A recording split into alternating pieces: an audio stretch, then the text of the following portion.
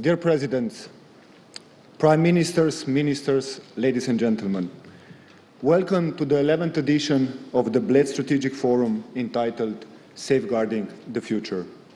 Before I speak about the forum, let me thank once again Žiga Pirnat and the Bled Strategic Orchestra and Nate Sleshnik who directed this video.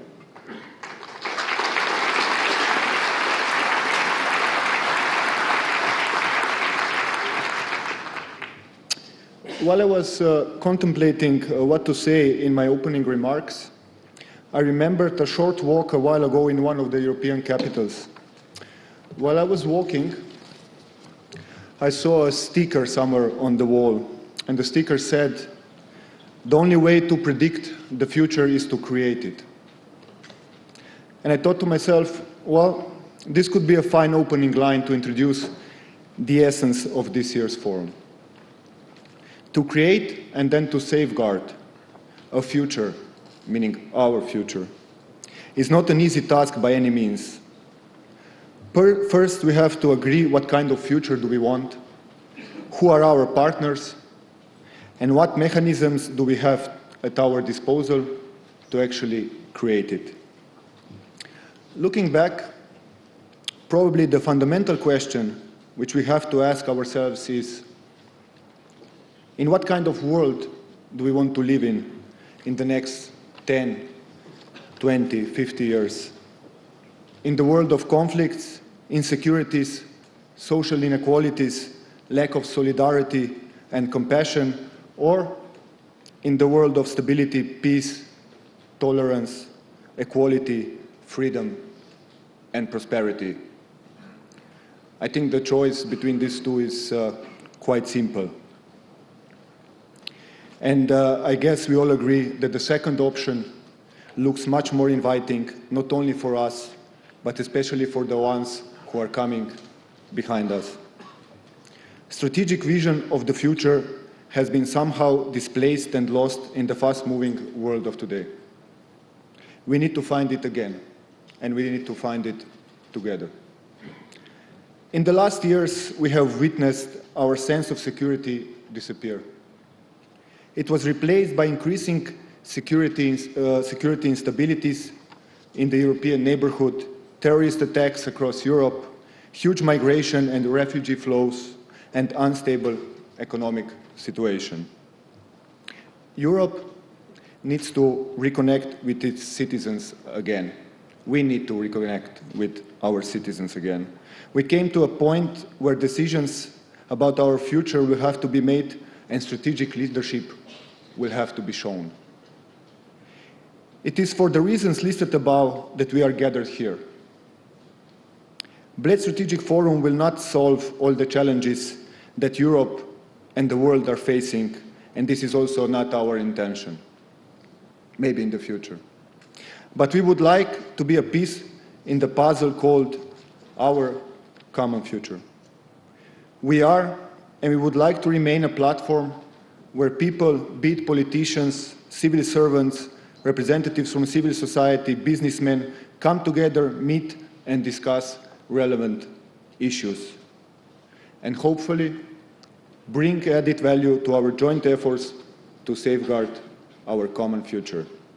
With this, ladies and gentlemen, let me welcome now our host, Foreign Minister of Slovenia, Mr. Karel Rjavec, who will share with us his thoughts and strategic visions. Minister, the floor is yours.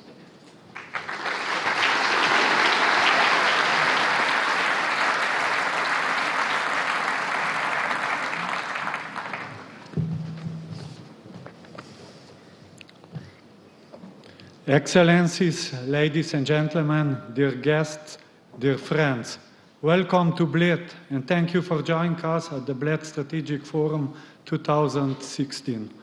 Last year, the leading theme of the forum was partnership. All the discussions stressed the importance of cooperation in economy, security, development, and in facing all the other challenges in the international community. Some major positive steps were made in the last 12 months. Agenda 2030 on sustainable development and the Paris Agreement on climate change are very important for the future of our planet. They deserve our strong support and commitment to fully implement them. But on the other hand, we know that many events and processes made our world less safe, less stable, and more complicated. Many things that we have taken for granted, for example, the European unity and security, seem to be falling apart. We have to work hard to address these challenges. We need a common vision, we need solidarity and understanding. We also need to be active. I'm convinced that today's leaders panel will set the tone of our discussions. The panelists will share their views on the state of international relations.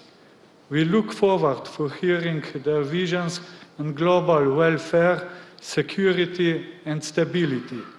Tomorrow we have 6 panels. Each one will shed the light on a different element of our future. But it's important to keep in mind that all these elements are closely linked. If the international community fails in one of them, all the others will be affected in a negative way. We should build a secure future for every one of our 7 million people in the world. People are the most important. With this in mind, our panel on human security will focus on the individual. It will discuss how to provide every child, woman, and man with security and with positive development perspective. It will once again stress the need for full respect for human rights and freedoms, for democracy and the rule of law. Closely connected to this concept is the issue of natural resources needed by people, economies, and states. We will discuss this in 2 separate panels. One will address the most basic resource, the water. Our existence depends on it. It's a source of life and of geopolitical power. History is full of conflicts over water. Today, water is limited, and tensions over it are getting stronger. At the same time, water also brings destruction with rising sea levels and catastrophic floods. Only a united global response to both aspects of water can bring effective results. The other panel will address the issue of energy. For almost 50 years, we have been facing repeating challenges to energy security. The world population is growing, global economy is expanding, and the energy sources are being depleted. Expensive and limited energy will impede global development. If we fail to accept the need for clean and sustainable energy, there is no future for our planet. At this point, let me stress that the huge wave of migrants, which has put so much pressure on Europe, is the result of denying people their personal security and human rights, positive economic perspective, and access to basic resources. They would not leave their homes and families if these elements of their future would be secured. But we should ask ourselves, how secure is Europe? There are tensions, conflicts, tragedies, and chaos on many of Europe's borders. Our sense of security was shaken by appalling terrorist attacks. Terrorism is not just something we see on TV. It's real, and its goal is to spread fear and undermine the values of humanity. Are our national, regional, and global security and defense mechanisms efficient enough? Can they address both the conventional and the new security challenges? At the same time, the European Union is standing at the most important junction in its history. Its unity and integration were put to many difficult tests, most notably over the financial and migration crisis. This June, the decision on Brexit gave the EU the final wake-up call. We have failed to answer many important questions, and now all these issues are back. We need answers about the European future. We need solutions that will be good for many and not just for the few. The forum will close with the traditional panel on Western Balkans. Every year, the panelists stress the importance of the Euro-Atlantic integration. In the last year, all countries in the region made a very good progress in this regard. But we have to be frank and admit that maybe today the EU is losing its appeal and credibility in the eyes of the region. Maybe the EU lost its authority to set conditions and demand reforms. Maybe it's time to look for new forms of cooperation. Ladies and gentlemen, this short picture of the forum's panels makes it clear that our common future can only be built on cooperation, solidarity, and burden sharing. Once again, I would like to stress that Slovenia is actively engaged in all the mentioned topics. We still believe in a strong and integrated European Union, which is good to its citizens and effective in the global community. We are ready to work hard with our European partners to make this possible. We are a dedicated partner and strong supporter of our Western Balkans friends. Their stability and prosperity is very important to us. We are among the most active countries in the field of international promotion and protection of human rights. We are a member of the UN Human Rights Council, and we are currently chairing the Human Security Network. We were among the first countries that promote the concept of water as a human right. We are actively taking part in the high-level panel on water and peace. We do our best to be a responsible member of NATO and to actively participate in the security mechanisms in the Euro-Atlantic region. We are an active member of the global coalition against Daesh. We take part in 10 operations and missions deployed by NATO, EU, OSCE, and of course by the United Nations. We are very proud that Dr. Danilo Turk, the former president of the Republic of Slovenia, is one of the leading candidates for the post of the next UN Secretary General. In conclusion, let me thank all of our partners which support us and make the Bled Strategic Forum possible.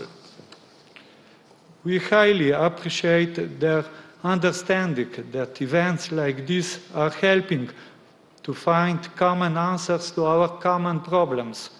Let me also thank the Forum Secretary General, Mr. Peter Görk, his dedicated team, and the colleagues from the Center for European Perspective. Their work was demanding and it was well done. Dear guests, dear friends, it's our privilege to have you here for the Bled Strategic Forum 2016. We look forward to dynamic debates and conventional ideas and new solutions. Let's make our future safe and bright. Thank you very much for coming to the Bled Strategic Forum. Thank you.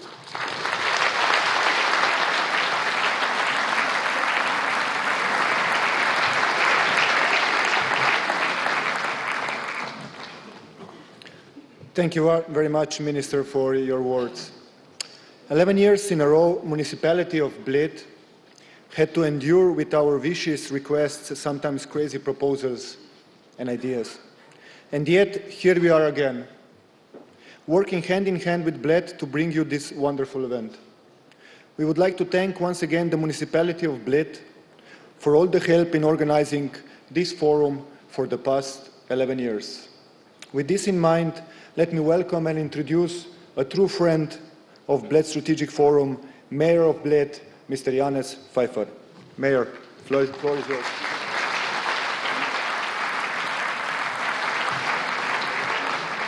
So after 10 years, I allow myself to say, dear friends. It includes all of you, highly distinguished guests, less common guests, doesn't matter. Here we are in Bled in this very special environment, for which I always stress it's an environment we hope it will inspire you to try to make this world a bit better. This is what I usually say. But this year we are especially honored that one of the panels is on tourism. And among us, I would deeply like to welcome the Secretary General of World Tourism Organization, Mr. Taleb Rafai. With his great experience, you see, very few things unite us as much as tourism. Most of people travel now, all who can afford. Tourist places like ours live on this business. People coming here, as you, they have to eat and drink and sleep, and in Bled we even charge them to ship them over to the island, and quite well. So we can't complain. We have quite a prosperous economy here. But to be able to get these people here, I stress once again, we need adequate connections. Well, after this meeting, we meet with our responsible minister. I'm very thankful that this forum helped us to come directly once again to talk these topics, and then in about 2 years, these successes will be much easier. It is a national icon, Bled, and I really hope government and the others would slowly realize that it is really that. I don't dare to be too long, of course, because here I have the right, as one of the few ones, to speak on the level of the local authorities, which make also your existence, basically. It all starts from the bottom. We are freely elected people, the mayors and councils, and we are available 24 hours, 7 days a week. And it is very hard to explain to some people that places so beautiful as Bled are not only for themselves. And when you have so rich, not on the bank, of course, you have to share it. And most of us do really understand we want to share it. And when you come home, especially those who are here for the first time, I hope you'll spread the good news about Bled and about Slovenia in general. And once again, I really wish you a most pleasant stay, memorable stay, but above all, a safe journey home, and welcome back. Thank you very much.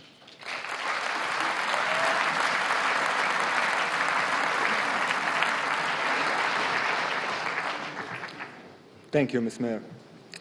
I guess partnerships are crucial, be it in the geostrategic, political and security environment, be it in the business world, be it in organizing Bled Strategic Forum. We could not do it without our partners. Who have enabled us also this year to bring to Bled top decision makers and put Slovenia once again in the map of active and responsible European and international actors. In this context, let me thank especially our two strategic partners, Generali and Rico. Special thanks also go to our media partners, Slovenian Press Agency and Television Slovenia, and of course, our new automotive partner, Mercedes. And now, I would like to welcome to the floor our keynote speaker for today, Prime Minister of Slovenia, Dr. Miro Cerar. Please, Prime Minister.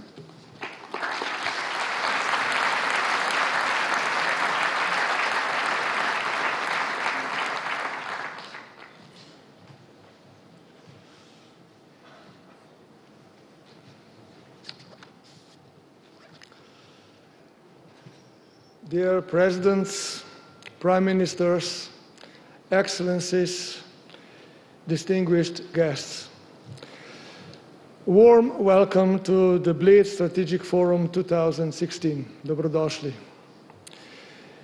This year, Slovenia is celebrating its 25th anniversary of independence. Quarter of a century ago, we have directly experienced the power of the will to decide about our own destiny, the will for self-determination and democracy, the will for change. Our lesson has proven the great and noble goals are reachable, that only vision and proactivity lead to results and better future. Since then, Slovenia has become a reliable and stable member of the international community, prepared to actively engage in solving a wide range of regional and global issues. Our commitment to contribute to ensuring democratic values and international peace and security stays unquestionable. Preparedness to take over the most demanding global responsibilities is shown also by the candidature of the former President of the Republic of Slovenia, Dr. Danilo Türk, for the post of the next UN Secretary General. My government has been firm and active in supporting him from the very beginning of the process. Ladies and gentlemen, contemporary challenges are growing. They are more complex and more frequent. Terrorism, irregular migration, humanitarian crisis, wide range of environmental problems and natural disasters are only a few of them. Our response in dealing with them must be better managed, and above all, it must be global. For example, the implementation of 2030 Agenda on Sustainable Development and Paris Climate Agreement must stay our strategic priority. Each and every one of us needs to participate and undertake concrete actions. For the last couple of years, the European Union is faced with growing populism, skepticism, and even isolationism. It is high time for reflection. Instead of bypassing common rules and blaming others for our own mistakes, we need to regain trust and continue building an even stronger and more efficient European Union. The European Union that meets expectations of its citizens. In 2 weeks' time, the EU leaders will meet in Bratislava in order to discuss these important issues. I do not expect historic agreements to be made, but I do expect an honest discussion on key contemporary challenges and a clear agenda on how to tackle them. We need to remind ourselves that we are not and shall not be only a union of common interests, but foremost a union of common values. Human rights, freedom, democracy, rule of law, and solidarity are among those that make the European Union a strong and great example to other parts of the world.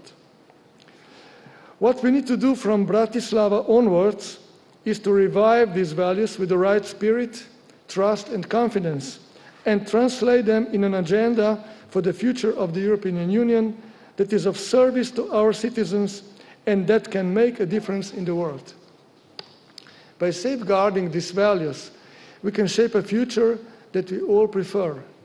And if nothing else, let our main common interest be safeguarding the basic values and principles the European Union has been built upon.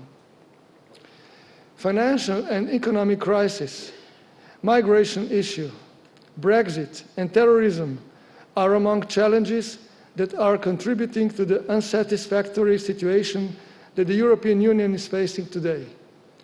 And then we keep on saying that we need to bring the European Union closer to the citizens. Rather, I believe that we need to bring it to the hearts and minds of Europeans.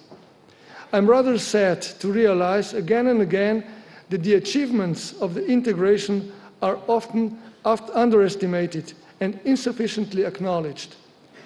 Whereas in reality, there is much that already works well, from Erasmus program to economic and cultural projects funding. Unfortunately, there is still lack of awareness of what are the concrete benefits of the European Union for the citizens. and I really do not want our citizens to become aware of these benefits too late, only after they would be already lost.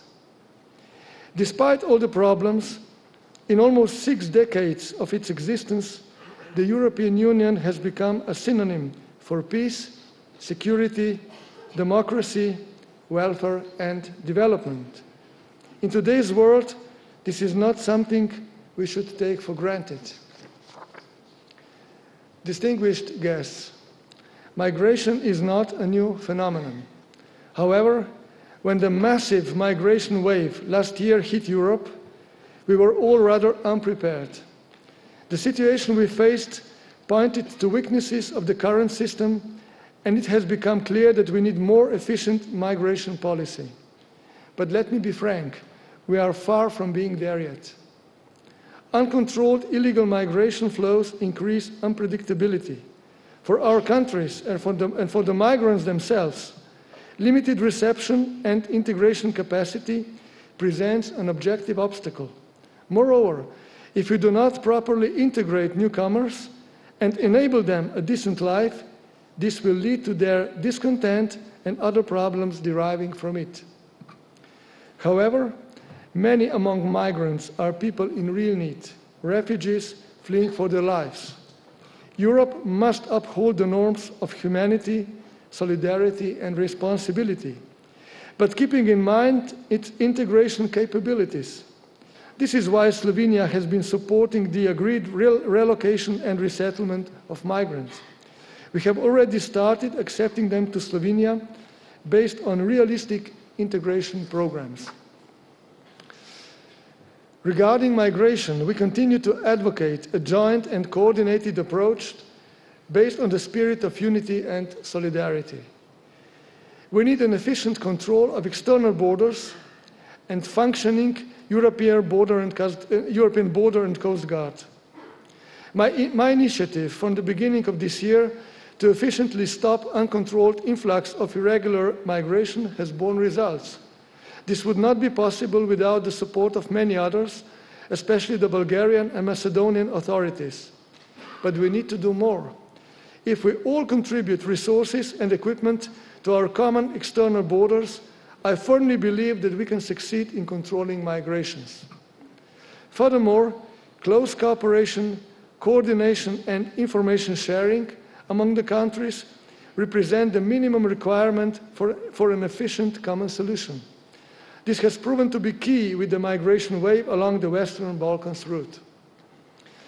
Slovenia stays firm in its position to safeguard its Schengen border in accordance with existing rules. Schengen regime must be implemented fully.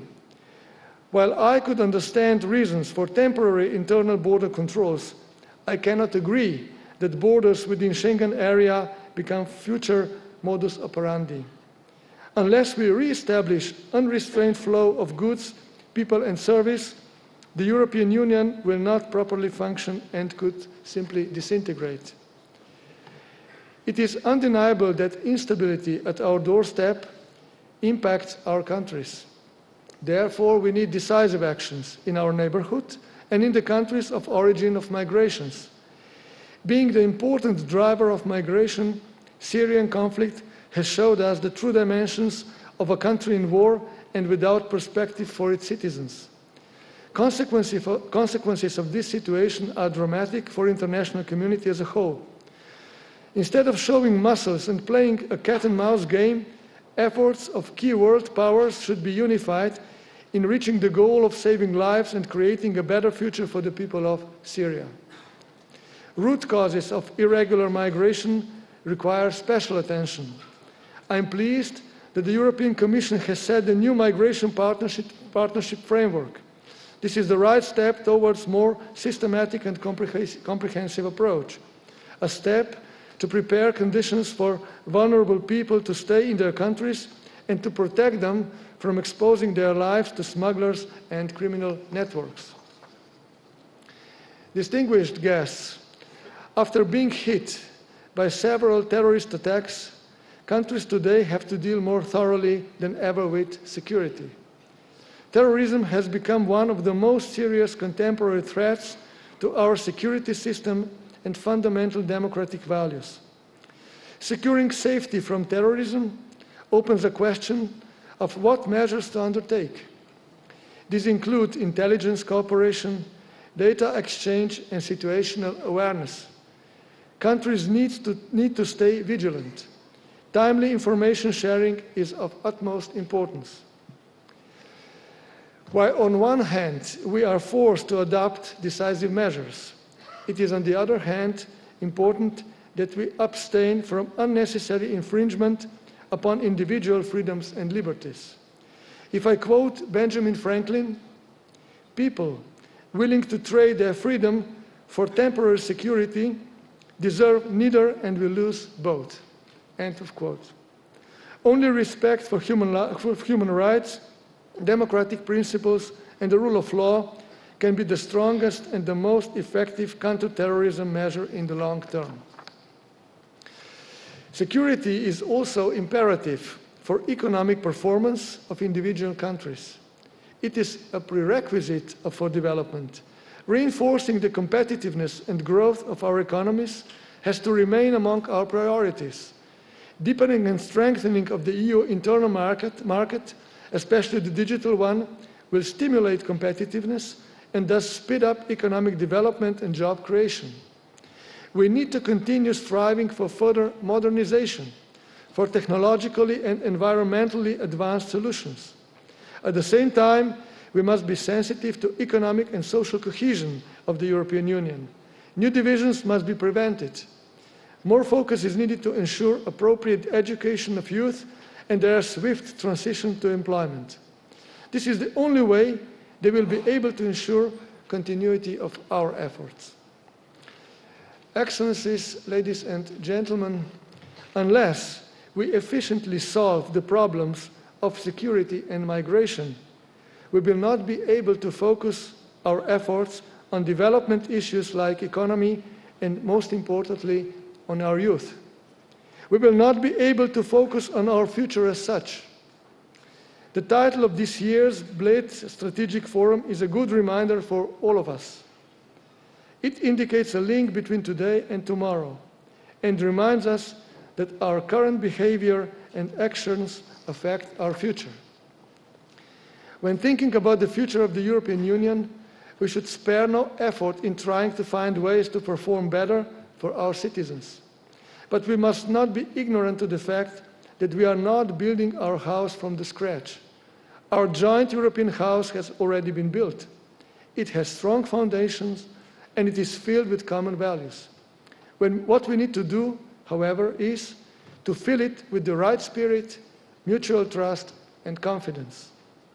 We must be willing and ready to act now in order to create bright and secure perspective for generations to come. We need to safeguard the future. I wish you fruitful discussions here at beautiful Bled. Thank you.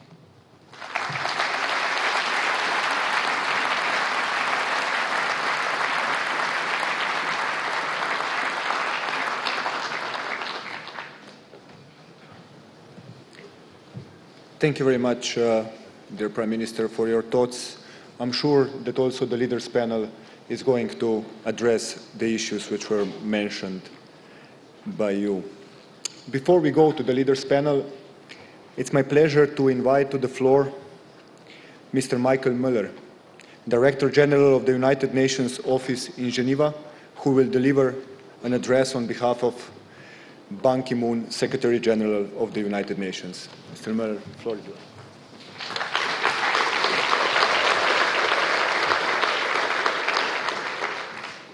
Thank you. Ministers, Excellencies, ladies and gentlemen, it's a great pleasure for me to be representing the Secretary General at this important strategic forum in Bled. And I thank the government of the Republic of Slovenia for the invitation. At a time when leaders are faced with rapidly evolving challenges, this forum offers a welcome opportunity to reflect and discuss issues of great importance for Europe and beyond. Secretary General Ban Ki-moon regrets that he is unable to participate in person and has asked me to address you with the following message, and I quote: I am pleased to send greetings to the 2016 Bled Strategic Forum. Safeguarding the Future is a timely title for this gathering, which addresses many of the challenges that are debated at the United Nations.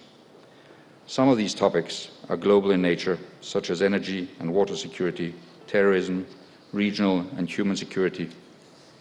In Europe, concerns over economic recovery, violent extremism, and large movements of refugees and migrants have recently put a strain on institutions and cooperation arrangements. We have witnessed increasingly divergent views and a return to unilateral responses. However, resolving these challenges is more likely to be achieved through institutional and regional cooperation, which is why events such as the Bled Forum are so important. The United Nations is committed to finding multilateral, comprehensive solutions to the issues discussed at this forum.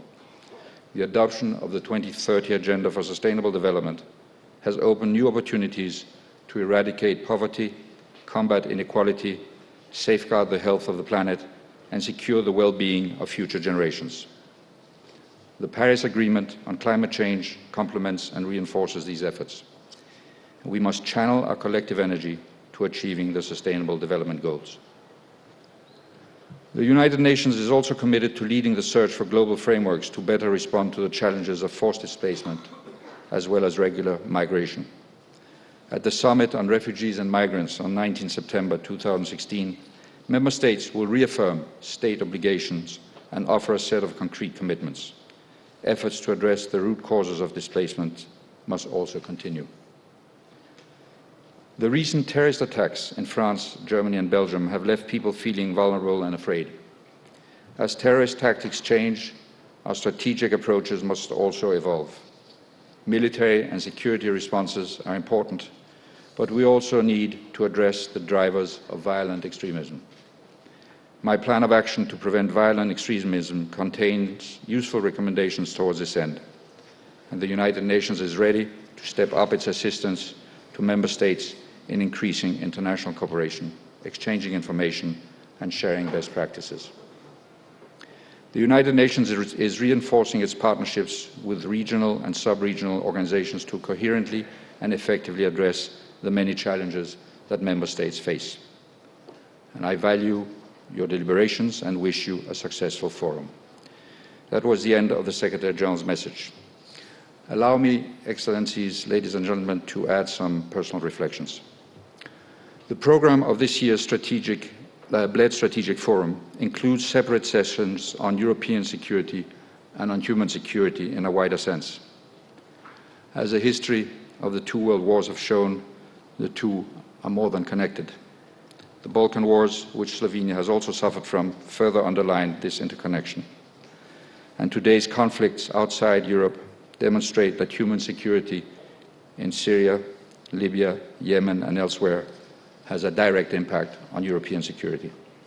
Unfortunately, this reality is ignored by the isolationist forces that are spreading at a disconcerting speed in Europe and beyond.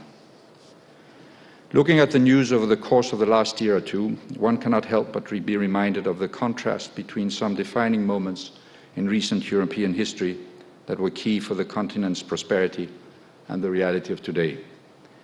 Let me give you a few examples. In 1948, Winston Churchill famously said, and I quote, "We hope to see a Europe where men of every country will think of being a European as of belonging to their native land, and wherever they go in this wide domain will truly feel, here I am at home." Almost 40 years later, in front of the Brandenburg Gate, US President Ronald Reagan challenged his Soviet counterpart to tear down this wall. And in 1989, then Austrian Foreign Minister Alois Mock and his Hungarian counterpart, Gyula Horn, were famously pictured using bolt cutters to carve holes in barbed wire fencing, allowing free movement across their borders. There are many more examples that stand in contrast to current rhetoric and action. They are not phenomena limited to a few countries. Unfortunately, the numbers of wall builders are increasing across the globe at a time when bridge builders are needed. The transformations that the world is undergoing are too deep and complex for any one state to adjust to on its own. Without shared responsibility and solidarity, European and human security everywhere are threatened. Safeguarding our common future will require a change in mindsets. Let me illustrate this by looking at some of the major trends that challenge the existing structures of global governance. First and foremost, in my view, is the technological process. The digitization of processes across society and the advancement of modern communication tools have far-reaching implications for governance that we're yet to fully grasp. Education and communication technologies, with 7.3 billion mobile phones worldwide, for example, have emboldened and empowered individuals like never before. Everyone has a voice today. Popular participation in governance and holding governments and organizations at all levels to account are now possible in entirely new ways. But if institutions at the local, national and international levels do not harness these new technologies to engage the public, people feel alienated and go their own way. This is especially true for youth, and I'm very happy that they are included in the Young Bled Strategic Forum. Violent extremism and terrorism are terrifying, but clear manifestations of this alienation. It is no coincidence that the Secretary General's plan of action to prevent violent extremism contains a substantive paragraph on the internet and social media, stressing that, and I quote, "While violent extremists have demonstrated some sophistication in their use of old and new media tools, it is equally true that we who reject their message have largely failed to communicate to those who are disillusioned and disenfranchised a vision of the future that captures their imagination and offers the prospect of tangible changes." At the Geneva Conference on Preventing Violent Extremism earlier this year, and at the Human Rights Council in Geneva, the importance of a rights-based approach to preventing extremism and regulating the use of modern technologies has been and continues to be emphasized. An inclusive approach is urgently needed to counter a number of additional trends that undermine the ability of the United Nations and other institutions to safeguard our common future. Inequality of income and opportunity are on the rise worldwide. The mechanisms of accountability and justice are not keeping up, and a widespread trust deficit towards the authorities at all governance levels is growing among the general public. There are also changes on a more personal level. Our increasing individual mobility impacts identities, alliances, and allegiances, and as a result, our priorities. The total number of international migrants has increased from an estimated 150 million in the year 2000 to 244 million persons by the last estimate in 2015, and is growing at a rate faster than population growth. The perceptions of North and South, East and West are being realigned as people move and economies develop. At the same time, we are witnessing an increasingly fragmented governance landscape. The relationship between different institutions are changing at local, regional, and global levels. City administrations, for example, are playing an increasingly important role. By 2050, about 75% of the world's population will be living in cities. Increasingly, key decisions affecting citizens will be taken at the city level. And this shift occurs alongside others, such as the increased engagement of the private sector, also represented at the Business Forum here in Bled, and many others in civil society. The functions and expectations of the state, as we have known them, are being recalibrated. It does not happen suddenly, but the process is already underway. Governance systems and structures which were forged in the aftermath of the Second World War no longer reflect current realities. As the Secretary General of the Conference on Disarmament, I am constantly faced with an example of how outdated structures can paralyze progress towards a safer future. It is no secret that the Conference on Disarmament has not negotiated anything for almost 20 years now. Instead, we see militarization in various regions of the world, we see the upgrading of nuclear arsenals, and we see looming risks in the absence of regulation of the use of sophisticated autonomous weapons that are being developed at a fast speed. And it is urgent to start regulating their use and development soon. And these trends, in general, clearly call for new approaches and solutions to overcome the deadlock. Excellencies, ladies and gentlemen, The United Nations today has around 120,000 personnel working in 16 peacekeeping operations and is under intensive pressure to meet the most extensive demands yet for humanitarian assistance that we have seen. These realities reflect our common failure to effectively prevent conflict. And at the same time, attacks on humanitarian workers make it more and more difficult to deliver life-saving basic humanitarian aid. A comprehensive preventive strategy is the only way forward. As mentioned earlier in the Secretary General's message, the 2030 Agenda for Sustainable Development, in combination with the other crucial multilateral policy frameworks agreed upon last year, provides us with an opportunity to move from talking about prevention to acting preventively. Goal 16 of the SDGs makes a clear link between development and peaceful, inclusive societies. And the Sustainable Development Goals really are revolutionary in that they acknowledge the interconnectedness of today's world. They are our collective blueprint for action, guided by a new mindset and a new working culture. Horizontal collaboration across issues and silos needs to become the new normal, and we need to continue to push for it, both within states as well as internationally between different organizations. The United Nations organization has the ability to facilitate these processes. National governments and all the other stakeholders represented here at the Bled Strategic Forum have a responsibility to act as multipliers to disseminate information about the 2030 Agenda for Sustainable Development to the wider public. We also need to work together to change the mindset and working culture in our different organizational settings if we want to be successful in the implementation of this multilateral policy framework. Comprehensive human security requires action that is people-centered, comprehensive, context-specific, and preventive. The recent report of the high-level independent panel on peace operations, the 10-year review of Security Council Resolution 1325, and the review of the United Nations peace-building architecture also provide valuable platforms for moving towards a more holistic view of security and towards better integration of the tools at hand. A lot of thinking of what is needed to safeguard our common future has been done. It is now high time to act on the recommendations and goals that we have agreed on globally. They are ambitious, and as history and especially the last 70 years have shown, humanity's great ambitions can best be achieved when we work together. Let us build bridges rather than walls. I thank you very much.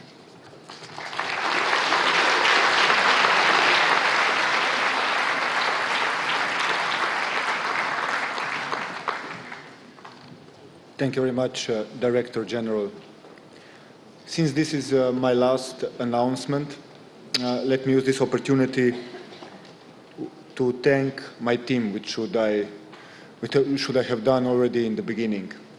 Neža Matej, Center for European Perspective, Goraz, Nina, Sabina, Ingrid, and the volunteers who are helping us to make this event possible. Thank you very much. This is also your forum. And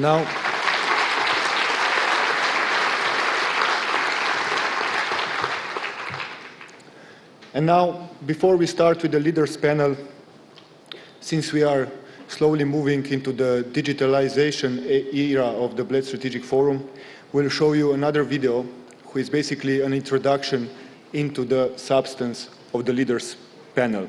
It was done in cooperation with our partner Pristop, the leading independent marketing and corporate consultancy in the region of Southeastern Europe, and creative director Žiga Pirnat, who will also, together with the orchestra, play live music throughout the video.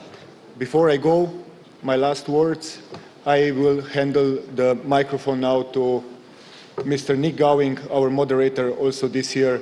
Nick, you will take over when the video is finished. Thank you very much once again, ladies and gentlemen, and have a nice forum. Thank you.